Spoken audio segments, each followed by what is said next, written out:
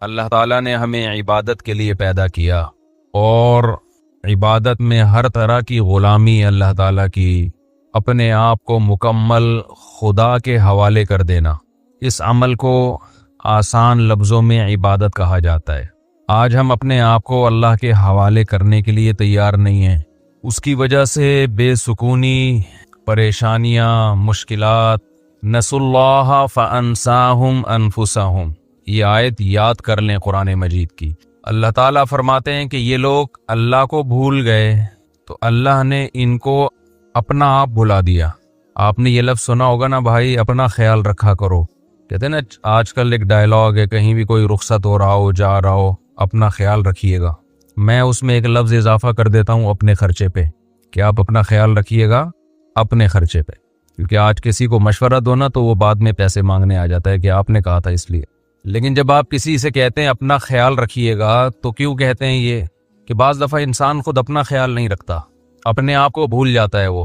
ہم نے ایسے ڈاکٹرز دیکھے ہیں جو ساری زندگی لوگوں کا علاج کرتے رہے، اپنے آپ کو بھول گئے، جس بیماری کے اسپیشلسٹ تھے اسی میں ان کی موت واقع ہوئی، اپنا خیال نہیں رکھا انہوں نے۔ لوگوں کو نصیحت کرتے کرتے اپنے آپ کو بھول گئے، ایسے لوگ بھی ہیں۔ دوسروں کو برائیوں سے روکتے روکتے خود اپنے آپ کو بھول گئے۔ تو اس سے اتنی بات تو پتہ چلتی ہے کہ انسان اپنے آپ کو بھی بھول جاتا ہے، بعض دفعہ اپنے آپ کو بھی بھول جاتا ہے، غافل ہو جاتا ہے اپنے آپ سے۔ بہت زیادہ پیسہ آیا، قرآن نے کہا اعتدال سے خرچ کرو۔ آپ کی طبیعت میں اسراف تھا، آپ اڑا رہے ہو، پیسہ اڑا رہے ہو، یہ بھول گئے کہ یہ ختم بھی ہو سکتا ہے، کل آپ پر حالات بھی آ سکتے ہیں، اور وہی ہوا، آپ پہ حالات آئے تو لوگ آپ سے کیا کہیں گے؟ یار تم نے لوگوں کا خیال کیا مگر اپنے آپ کو تم بھول گئے، اپنا خود کو بھول گئے کہ کل تمہارے ساتھ کیا ہو سکتا ہے۔ تبھی تو قرآن نے کہا نا کہ وَلَا تَجْعَلْ يَدَكَ مَغْلُولَةً إِلَىٰ عُنُقِكَ وَلَا تَبْسُطْهَا كُلَّ الْبَسْطِ، نہ اپنے ہاتھ کو گردن سے باندھو، اتنے کنجوس بھی مت بنو، اور ایسا اڑانا بھی مت شروع کرو کہ کل لوگوں کے سامنے تمہیں ہاتھ پھیلانا پڑے۔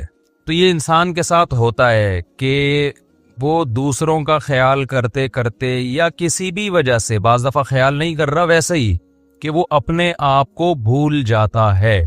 اور اس سے بڑا ظالم کون ہوگا جو اپنے آپ کو بھول جائے؟ انسان کو سب سے زیادہ محبت اپنے آپ سے ہوتی ہے، حتیٰ کہ کسی اور سے بھی اگر اس کو محبت ہوتی ہے تو وہ اپنی وجہ سے ہوتی ہے، اپنے آپ کو خوش کرنے کے لیے ہوتی ہے۔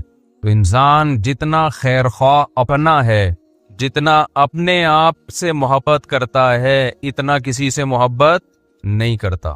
اب آپ بتاؤ اس سے بڑا بے وقوف، پرلے درجے کا احمق کون ہوگا جو اپنے سب سے محبوب ہی کو بھول جائے، جو خود اس کا اپنا آپ ہے۔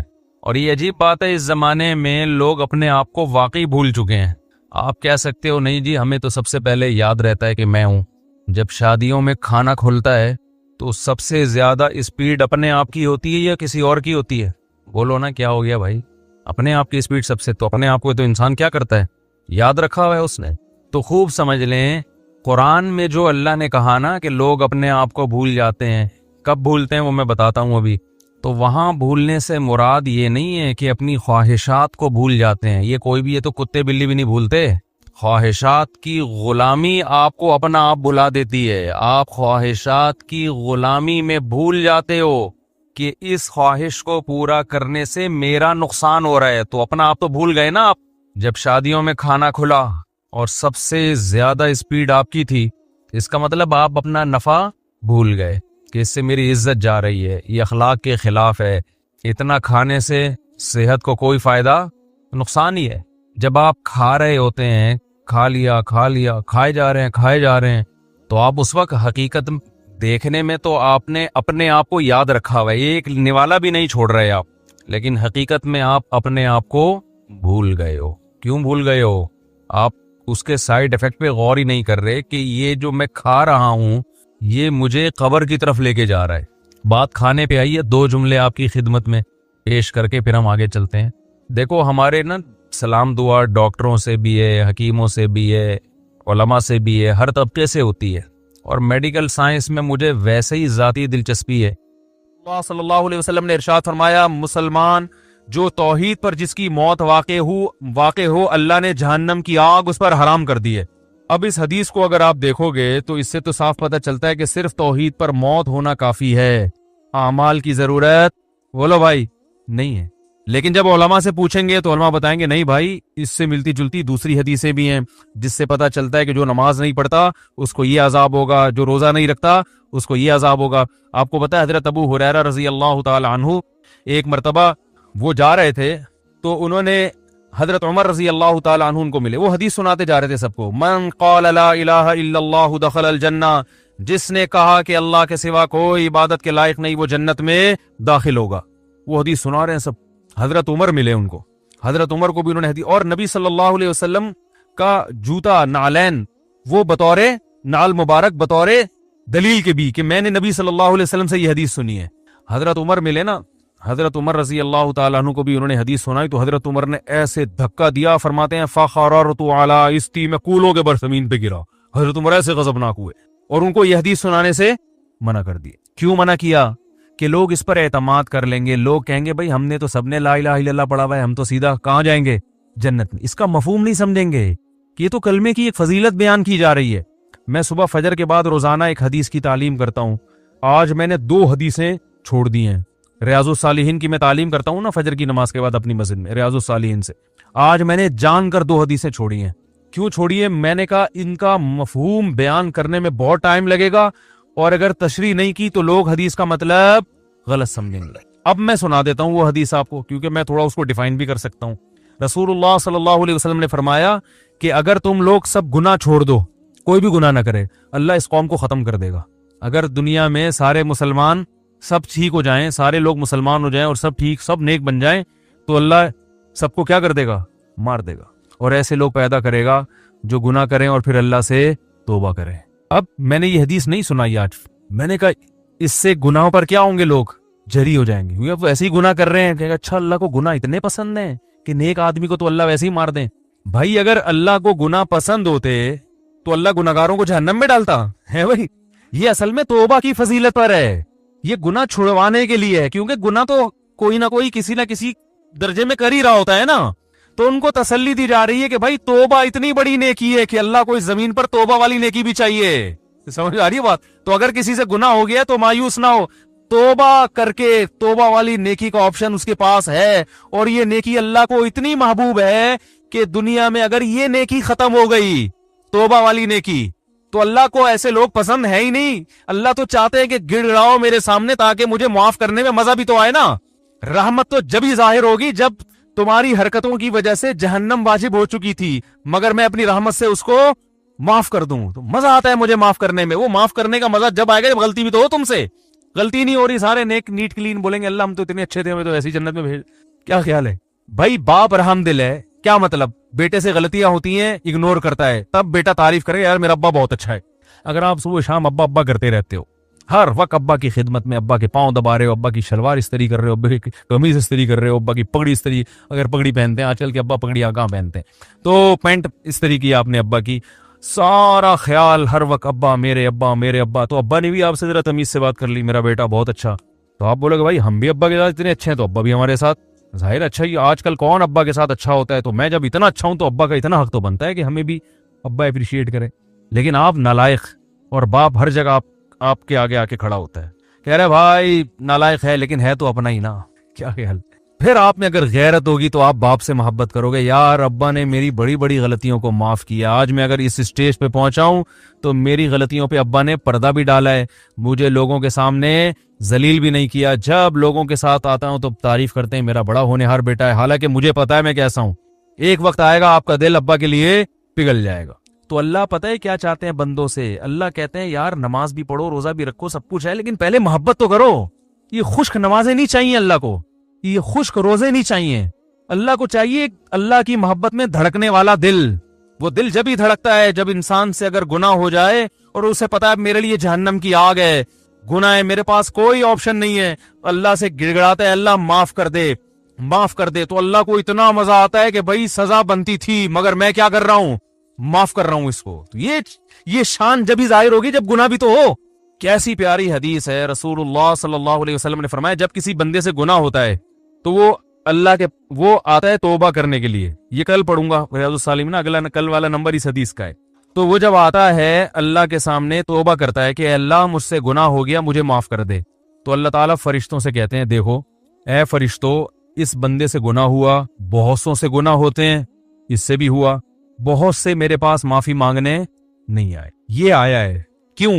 اس لیے کہ اس کو پتا ہے ان لہ ربن، اس کا ایک رب ہے جو اس گناہ پر اس کو سزا بھی دے سکتا ہے اور اس گناہ کو معاف بھی کر سکتا ہے. اس کو پتا ہے، یہ اس جذبے سے آ جائے، ورنہ یہ بھی نہ آتا تو کیا ہو جاتا؟ کوئی سزا تھوڑی ملتی ہے فوراً. بھائی گناہ پہ فوراً شرابی بھی گھوم رہے ہیں، کوئی فوراً سزا ملتی ہے؟ چور بھی گھوم رہے ہیں، ڈاکو بھی گھوم رہے ہیں، قاتل بھی گھوم رہے ہیں، ماں باپ کے نافرمان، بلکہ زیادہ ترقی کر رہے ہوتے ہیں. آدمی وہ فضائل ہی سنا رہا ہوتا ہے بیٹھ کے. ایسا ہی ہے نا؟ کیا خیال ہے بھائی؟ جان بنتی ہے نا زیادہ کھانے پینے سے، تو بہت سی دفعہ تو حلال سے ہی بن جاتی ہے، لیکن اکثر اوقات بھائی آپ دیکھ لو جنہوں نے ماشاءاللہ اللہ بچائے حرام کا پیسہ جنہوں نے کھایا، ان کی صحت ہی الگ الگ چہرے سے پتہ چل رہا ہوتا ہے ان کے.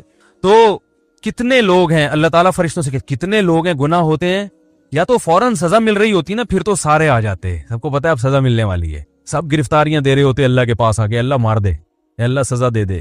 لیکن اللہ کو دیکھا ہم میں سے کسی نے نہیں ہے، اور گناہ پہ دنیا میں کوئی سزا بھی نہیں مل رہی ہوتی، ٹھیک ہے نا؟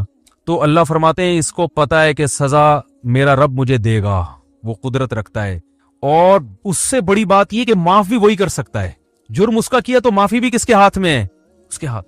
لا ملجا ولا منجا منک الا الیک، حدیث میں دعا سکھائی ہے، اے اللہ تجھ سے بھاگنے کی جگہ بھی تیرے پاس ہی ہے. یعنی دیکھو کسی ڈاکو سے بچ کے بھاگو تو تھانے میں چلے جاؤ، علاقے کے ناظم کے پاس چلے جاؤ، لیکن اگر ڈاکو بہت طاقتور ہے تو آپ کو پتا ہے میں کہیں بھی بچ کے نہیں بھاگ سکتا، اب تو میرے لیے موت ہے. تو اللہ تعالیٰ تو اپنے بندوں پر مہربان ہے، لیکن اللہ تعالیٰ سزا بھی دیتا ہے. اس نے بتایا کہ میں نے قوم عاد قوم سمود کو تباہ کر دیا، فرعون کو دریا میں غرق کر دیا اور جہنم کی آگ بنائی اس نے. لیکن اللہ تعالیٰ جب دشمنی پہ آئے تو ایسا ہے کہ اس سے آپ بھاگ نہیں سکتے، تو اب اسی کے پاس آ کے آپ کو اسی کے پاؤں میں گرنا پڑے گا. ایک واقعہ ہم نے بعض بزرگوں سے سنا ہے، اس کی سند کی مجھے تحقیق نہیں ہے. لوگ کہتے ہیں سند کی تحقیق نہیں تو سنا کیوں رہے ہو؟ یہی بتانے کے لیے سنا رہے ہیں کہ جب سند کی تحقیق نہیں ہے تو یہ واقعہ اتنی اہمیت کا حامل نہیں ہے کہ اس کی تحقیق کی جائے. ہم اپنا ٹائم ان فضول چیزوں میں ضائع نہیں کرتے. یا کوئی فقہی مسئلہ ہو نا پھر تو ٹھیک ہے، یہ کہہ سکتے ہیں کہ جب سند کی تحقیق نہیں ہے تو یہ تو جھوٹا قصہ ہو گیا. جھوٹا اس لیے نہیں کہ بتا رہا ہوں کہ تحقیق نہیں ہے تو جھوٹا بھی ہو سکتا ہے. سمجھ میں آ رہی ہے بات؟ تو سب سوال پیدا ہوتا ہے جب یہ مستند نہیں ہے تو سنا کیوں رہے ہو؟ عبرت کے لیے، کیونکہ بعض فرضی واقعات بھی ہوتے ہیں لیکن ان کا مضمون درست ہوتا ہے، اس سے جو میسج جا رہا ہوتا ہے وہ میسج کیا ہوتا ہے؟ صحیح جا رہا ہوتا ہے، اس لیے سنایا جا رہا ہے. ہر چیز کا نا ایک پوری ڈیٹیل بتانی پڑتی ہے ورنہ کلپ آ جائے گا ایک. تو کہتے ہیں کہ حضرت موسیٰ علیہ السلام سے کسی نے پوچھا کہ یہ جو حوادث ہیں، حادثات ہیں، اگر یہ تیر ہوں اور چلانے والا اللہ ہو تو ان تیروں سے بچنا کیسے ممکن ہے؟ بھائی یہ تیر اللہ کے ہاتھ میں ہو، کمان اللہ کے ہاتھ میں ہو، اور یعنی وہ حوادث کی یہ تیر ہوں جو حوادث کی شکل میں ہم پر آ رہے ہوں، تو اس حادثات سے بچنا ممکن ہے؟ تو کہتے ہیں موسیٰ علیہ السلام نے کہا ایک ہی طریقہ ہے کہ جو جس کے ہاتھ میں کمان ہے اس سے دوستی کر لو. کیا خیال ہے بھائی؟ اس کے علاوہ آپ کے پاس کوئی آپشن نہیں ہے.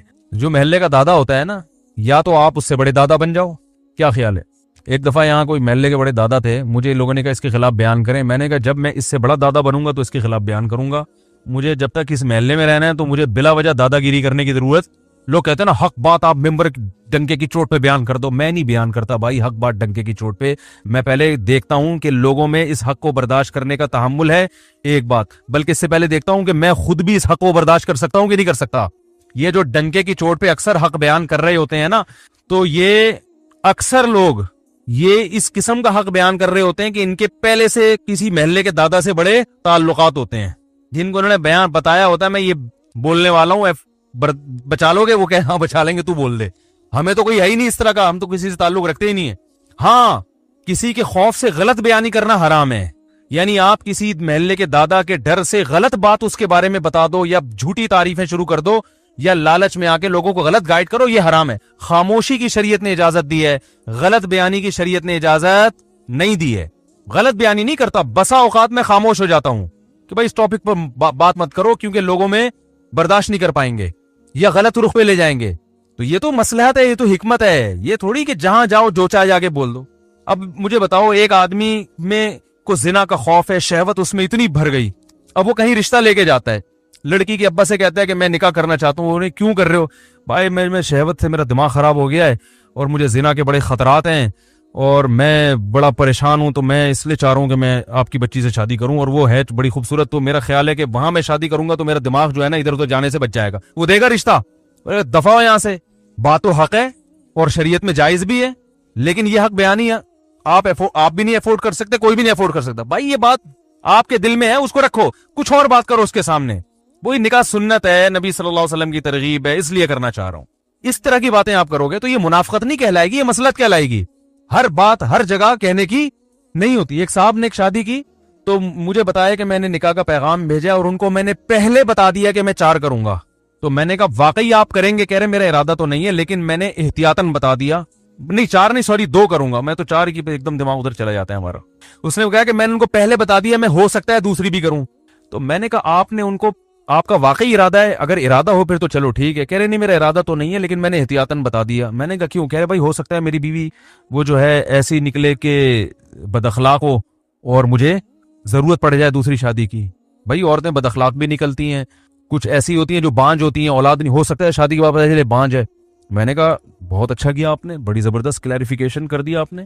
میں نے کہا لڑکی کے ابا کو میں کہوں گا کہ آپ کو بھی بتا دیں کہ ہو سکتا ہے ہم آپ سے طلاق لے لیں۔ بھائی ہم شادی تو کر رہے ہیں لیکن اس بات کا امکان ہے کہ ہم آپ سے طلاق لے کے اس کی کہیں اور شادی کر دیں۔ آپ پوچھو کیوں؟ بھائی ہو سکتا ہے آپ چرسی نکلو، کیا خیال ہے؟ آپ کو نہیں میں تو چرس نہیں پیتا، میرا لیبارٹری ٹیسٹ کروا لیں۔ بھائی ہو سکتا ہے بعد میں چرسی بن جاؤ، ہو سکنے پر تو یار دنیا میں بہت کچھ ہو سکتا ہے، ابھی جو ہے اس کے حساب سے بات کرو نا۔ میں نے کہا آپ کا ارادہ ہے نہیں، خام خام ہے، وہ رشتہ توڑ دیا انہوں نے، وہ بالکل صحیح کیا لڑکی کے ابا نے، بہت اچھا کیا توڑ کے۔ میں نے کہا کوئی بھی ہوتا رشتہ توڑتا ہے بلا وجہ، ہو سکتا ہے ہو سکتا ہے۔ ایک صاحب تھے وہ پولیو کے خطروں کے بہت خلاف تھے، میرے دوست تھے کیا ہیں ابھی بھی، تو ان کا کہیں رشتہ، ان کو بیچاروں کو کہیں رشتہ نہیں مل رہا تھا تو مجھے سفارشی بنا کے لے گئے۔ کہیں کوئی لڑکی کا رشتہ آیا ان کے لیے تو مجھے سفارشی بنا کے لے گئے کہ آپ بھی چلیں، تھوڑا تھا آپ تھوڑے سے مشہور آدمی